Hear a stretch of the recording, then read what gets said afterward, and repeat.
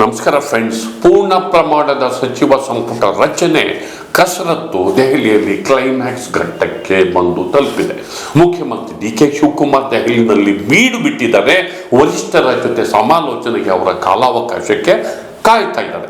ಇವೆಲ್ಲಕ್ಕಿಂತ ಹೆಚ್ಚಾಗಿ ರಾಹುಲ್ ಗಾಂಧಿ ಅವರು ನೇರವಾಗಿ ಸಂಪುಟ ರಚನೆಯ ವಿದ್ಯಮಾನಗಳನ್ನು ತಮ್ಮ ಸುಬರ್ದಿಗೆ, ತಮ್ಮ ನಿಯಂತ್ರಣಕ್ಕೆ ತೆಗೆದುಕೊಂಡಿರೋದ್ರಿಂದ ಪ್ರತಿ ಹಂತದಲ್ಲೂ ಯುವ ಮುಖಗಳು ಬೇಕೇ ಬೇಕು ಅಂತೇಳಿ ರಾಹುಲ್ ಗಾಂಧಿ ಪಟ್ಟು ಹಿಡಿದಿರೋದ್ರಿಂದ ಇದು ಸಂಪೂರ್ಣವಾಗಿ ಸಾಧ್ಯವೇ? ಹಾಗಾದ್ರೆ ಯಾವ ಯುವ ಮುಖಗಳು ಬರ್ತವೆ? ಇದು ಸಾಕಷ್ಟು ಚರ್ಚೆಗೆ ಕಾರಣ ಆಗಿದೆ. ಇದರ ಜೊತೆಗೆ ಇನ್ನು ಎಷ್ಟು ಜನ ಅಲ್ಪಸಂಖ್ಯಾತರಿಗೆ ಸಂಪುಟದಲ್ಲಿ ಅವಕಾಶ ಸಿಗುತ್ತೆ, ಎಷ್ಟು ಜನ ಮಹಿಳೆಯರಿಗೆ ಈ ಸಂಪುಟದಲ್ಲಿ ಅವಕಾಶ ಸಿಗುತ್ತೆ, ಮತ್ತು DCM ಹುದ್ದೆ ರಚನೆ ಆಗುತ್ತಾ, ಕೆಪಿಸಿಸಿ ಅಧ್ಯಕ್ಷ ಹರಿಪ್ರಸಾದ್ ಮಂತ್ರಿ ಆಗ್ತಾರ, ಹೀಗೆ ಬೇಕಾದಷ್ಟು ಕುತೂಹಲಕಾರಿ ಪ್ರಶ್ನೆಗಳು ನಮ್ಮ ಮುಂದಿವೆ. ಈ ಬಗ್ಗೆ ಇಂದಿನ ಮಾತು ಮಂಥನ ಸ್ನೇಹಿತರೆ.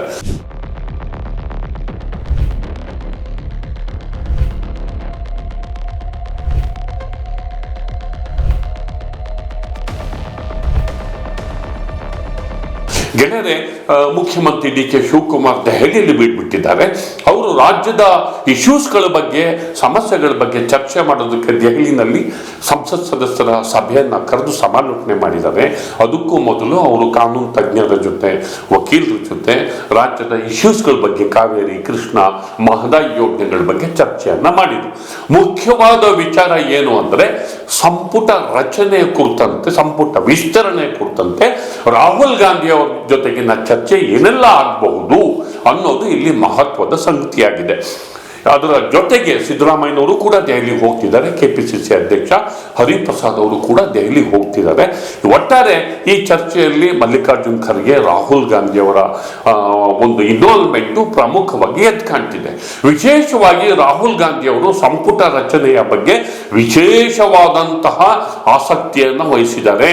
ಈ ಸಂಪುಟ ವಿಸ್ತರಣೆ ಸಾಂಪ್ರದಾಯಿಕವಾಗಿ ಇರಬಾರ್ದು, ಯುವ ಮುಖಗಳಿಗೆ ಆದ್ಯತೆ ಇರಲೇಬೇಕು. ಫಸ್ಟ್ ಟೈಮರ್ಸ್ ಆದ್ರೂ ಚಿಂತೆ ಇಲ್ಲ, ಅವರಿಗೆ ಹೆಚ್ಚು ಸಂಖ್ಯೆಯಲ್ಲಿ ಅವಕಾಶ ಸಿಗಬೇಕು. ಹಾಗೇನೆ 3 ಸರಿ, 2 ಸರಿ, 4 ಸರಿ MLAಗಳಾಗಿದ್ರು ಕೂಡ ಒಮ್ಮೆಯೂ ಮಂತ್ರಿ ಆಗಿರಲ್ಲ, ಅವರಿಗೂ ಆದ್ಯತೆ ಕೊಡಬೇಕು. ಅಂದರೆ ಈ 2ನೇ ಹಂತದ ಸಂಪುಟ ವಿಸ್ತರಣೆ ಸಂಪೂರ್ಣ ಹೊಸ ಮುಖಗಳ ಜೊತೆಗೆ ಒಂದು ಡೈನಾಮಿಕ್ ಆದಂತಹ ಒಂದು ಇಮೇಜ್ ಅನ್ನ ಈ ಸರ್ಕಾರಕ್ಕೆ ಕೊಡಬೇಕು. ಪ್ರತಿ ಸಲ ಸಂಪುಟ ರಚನೆ ಆದಾಗ ಅದೇ ಮುಖಗಳು, ಅದೇ ಹಳೆ ಮುಖಗಳು, ಅವರಿಂದ ಹೊಸದೇನನ್ನೂ ನಿರೀಕ್ಷೆ ಮಾಡೋಕ್ಕಾಗಲ್ಲ.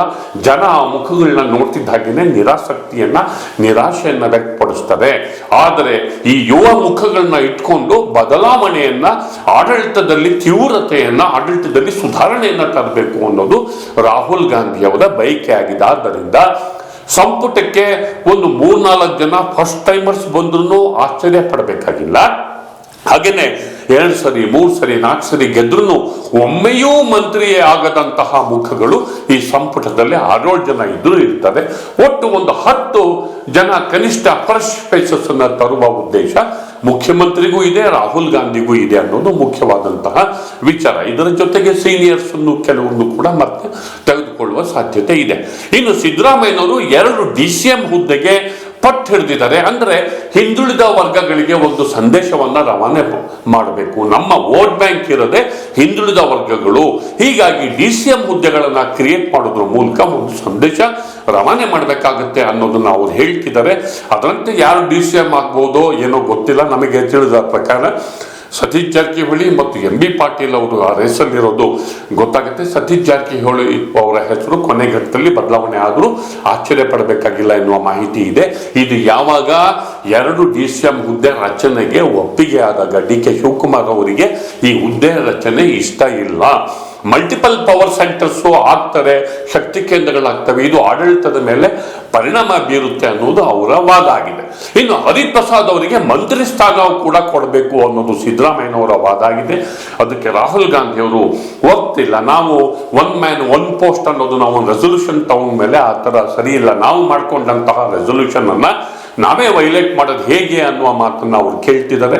ಆದರೆ ಅವರು ಕೆಪಿಸಿಸಿ ಅಧ್ಯಕ್ಷರಿಗೆ ಒಂದು ಸಚಿವ ಸ್ಥಾನದ ಹುದ್ದೆ ಇತ್ತು ಅಂದ್ರೆ ಹೋದಲ್ಲಿ ಬಂದಲ್ಲಿ ಶಿಷ್ಟಾಚಾರ ಇರುತ್ತೆ, ಅವರಿಗೆ ಒಂದು ಗೌರವ ಇರುತ್ತೆ, ಪಕ್ಷದ ಸಭೆಗಳನ್ನ ನಡೆಸೋದಕ್ಕೆ ಅನುಕೂಲ ಆಗುತ್ತೆ ಅನ್ನುವ ವಾದದ ಜೊತೆ ಹಿಂದುಳಿದ ವರ್ಗಗಳ ಖಾತೆಯನ್ನು ಅವರಿಗೆ ಕೊಟ್ಟರೆ ಆ ಮೂಲಕವಾಗಿ ಆಯೋಗದ ವರದಿಯನ್ನ ಒಂದು ದೊಡ್ಡ ಅಸ್ತ್ರದ ರೀತಿಯಲ್ಲಿ ಪ್ರತಿಪಕ್ಷಗಳ ವಿರುದ್ಧ ಅಥವಾ ಮತ್ತಷ್ಟು ಕೆಲವು ವ್ಯಕ್ತಿಗಳ ವಿರುದ್ಧ ಬಳಸ್ಕೋಬಹುದು ಅನ್ನುವ ಲೆಕ್ಕಾಚಾರ ಇದ್ರೂ ಕೂಡ ಇರಬಹುದು. ಇದು ಒಂದು ಡೆವಲಪ್ಮೆಂಟ್.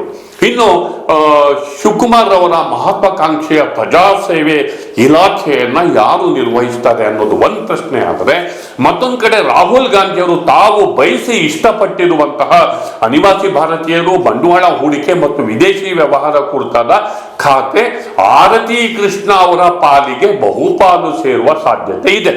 ಅಂದ್ರೆ ಈ ಬಂಡವಾಳ ಹೂಡಿಕೆ ಆರತಿ ಕೃಷ್ಣ ಅವರಿಗೆ ಹೋದ್ರೆ ಇನ್ನು ಎಂ.ಬಿ. ಪಾಟೀಲ್ ಖಾತೆನಲ್ಲಿ ಏನೂ ಉಳಿಯಲ್ಲ. ಬೃಹತ್ ಕೈಗಾರಿಕೆ ಬಂಡವಾಳ ಹೂಡಿಕೆನೇ ಇರುತ್ತೆ, ಮತ್ತೆ ಇನ್ಫ್ರಾಸ್ಟ್ರಕ್ಚರ್ ಇರುತ್ತೆ. ಬಂಡವಾಳ ಹೂಡೋದು, ವಿದೇಶಗಳಿಗೆ ಹೋಗೋದು, ಬಂಡವಾಳ ಹೂಡಿಕೆ ಸಮ್ಮಿಟ್ಗಳೆಲ್ಲ ಮಾಡೋದು ಎಲ್ಲ ಎಂ.ಬಿ. ಪಾಟೀಲ್. ಆ ಖಾತೆನೇ ಅವರಿಂದ ಹೋದ್ರೆ ಇನ್ನು ಅವ್ರ ಖಾತೆನಲ್ಲಿ ಏನೂ ಉಳಿಯಲ್ಲ. ಆದ್ರಿಂದ ಎಂ.ಬಿ. ಪಾಟೀಲ್ ಅವರು ಬಂಡವಾಳ ಹೂಡಿಕೆಯ ಆ ಒಂದು ಡಿವಿಷನ್ ಅನ್ನ ತಮ್ಮ ಇಲಾಖೆಯಿಂದ ಕಿತ್ತು ಬೇರೆಯವರಿಗೆ ಕೊಡೋದಕ್ಕೆ ಅವರು ವಿರೋಧವನ್ನ ಬಹಿರಂಗವಾಗಿಯೇ ವ್ಯಕ್ತಪಡಿಸಿದ್ದಾರೆ ಅನ್ನುವ ಮಾಹಿತಿ ನಮಗೆ ಗೊತ್ತಾಗ್ತಿದೆ. ಆದರೆ ಮುಖ್ಯಮಂತ್ರಿ ಡಿ.ಕೆ. ಶಿವಕುಮಾರ್ ಅವರು ಇದೇನಿದ್ರು ರಾಹುಲ್ ಗಾಂಧಿ ಅವರ ತೀರ್ಮಾನ ಅನ್ನುವ ಮಾತನ್ನ ಅವರು ಹೇಳಿದ್ದಾರೆ ಅನ್ನೋ ವಿಚಾರ ಕೂಡ ಗೊತ್ತಾಗಿದೆ. ಇನ್ನು ಮಹಿಳೆಯರಿಗೆ ಪ್ರತಿ ಬಾರಿಯೂ ಒಬ್ಬೊಬ್ಬ ಮಹಿಳೆಯರಿಗೆ ಒಂದೊಂದು ಖಾತೆಯನ್ನು ಕೊಟ್ಕೊಂಡು ಒಂದು ರೀತಿಯಲ್ಲಿ ತಾತ್ಸಾರ ಮಾಡ್ತಾ ಬಂದಿದ್ದಾರೆ. ಹೀಗಾಗಿ ಈ ಬಾರಿ ಹೆಚ್ಚು ಸಂಖ್ಯೆ ಕನಿಷ್ಠ 2 ಮಹಿಳೆಯರಿಗೆ ಸಚಿವ ಸ್ಥಾನ ಕೊಡಬೇಕು ಅನ್ನೋ ಮಾತಿದೆ. ಅದರ ಬಗ್ಗೆನೂ ಕೂಡ ನಾಳೆ ತೀರ್ಮಾನ ಬಹುತೇಕ ಆಗುತ್ತೆ. ನಾಳೆ ಸಭೆ ನಡೆಯುತ್ತೆ. ಆ ಸಭೆಯಲ್ಲಿ ಅಂತಿಮವಾಗಿ ಯಾವ ತೀರ್ಮಾನ ಆಗುತ್ತೆ ಮತ್ತು ಇನ್ನು ಸದ್ಯದಲ್ಲೇ ಇನ್ನು ಒಂದು 4-5 ದಿನಗಳಲ್ಲೇ ಸಂಪುಟ ವಿಸ್ತರಣೆ ಆಗುವ ಸಾಧ್ಯತೆ ಹೆಚ್ಚಾಗಿದೆ ಅನ್ನೋ ಮಾಹಿತಿಯ ಜೊತೆಗೆ ನನ್ನ ಮಾತನ್ನು ಮುಗಿಸ್ತಿದ್ದೇನೆ. ದಯವಿಟ್ಟು ದಿ ಪೋಸ್ಟ್ ನೋಡಿ, ಲೈಕ್ ಮಾಡಿ, ಶೇರ್ ಮಾಡಿ, ಸಬ್ಸ್ಕ್ರೈಬ್ ಮಾಡೋದಕ್ಕೆ ಮರಿಬೇಡಿ ಗೆಳೆಯರೆ. ನಮಸ್ಕಾರ.